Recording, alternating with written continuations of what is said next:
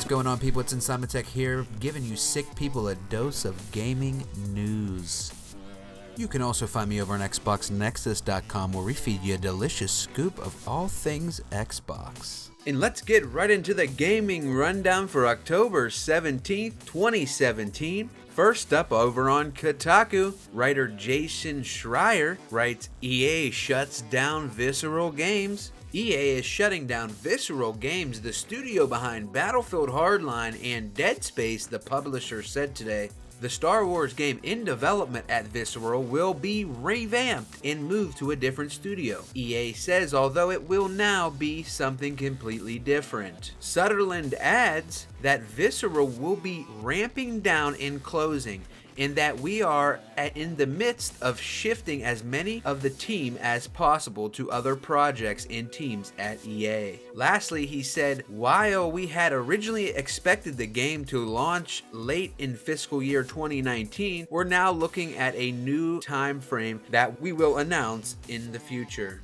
Jason goes on to say, it's safe to presume that the new incarnation of the Star Wars game will involve games as a service element, as it has been EA's mandate for quite some time now. People, this is crazy. What sucks is we've seen this happen with Mass Effect after the launch, with BioWare Montreal getting shut down. It sucks to think that people pour their blood, sweat, and tears into these games, and they shut these studios down and split these people up, and none of them deserve it. This is what we've heard from other developers, like the one from Projekt Cars 2, that EA is a killer of studios. They thieve companies' technologies, they take the tech and use it for other projects and shut down the studio and end up ruining people's lives in the process. You know, what's crazy is, if I was excited about anything about Star Wars in that universe, it was this Visceral single player game that I was excited about. And what do you guys think? Is EA the bad guy? Was this going to happen no matter what with this studio? We kind of seen the writing on the walls with the Dead Space franchise, although it didn't happen till after EA acquired Visceral Games. Let me know your thoughts in the comments below.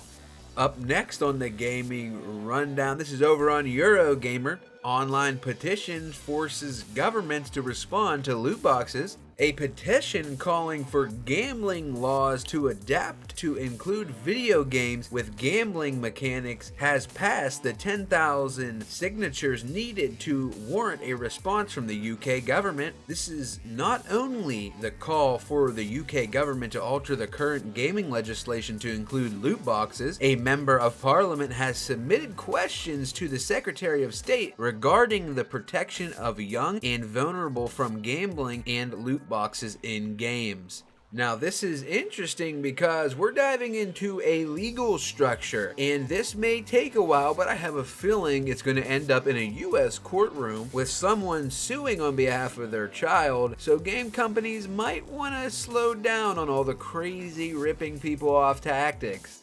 Well, let me know your thoughts in the comments below. Should a government step in to regulate gaming, especially when buying loot boxes? And lastly, on the gaming rundown, CD Projekt Red pens defense against staff morale rumors. This comes from Polygon. CD Projekt Red, the publisher developer in charge of GOG.com and the Witcher franchise, is aware of the rumors surrounding it, which suggests that the studio is not a very good place to work. In the opening letter posted on its Twitter account, which I will be linking in the description, the company addresses growing concerns about staff's esteem, mostly by talking around the subject. Guys, what do you think about this? Go ahead and read the Twitter post that the company made and let me know your thoughts in the comments below. I want to hear from you on this matter. What do you guys think? Okay, guys,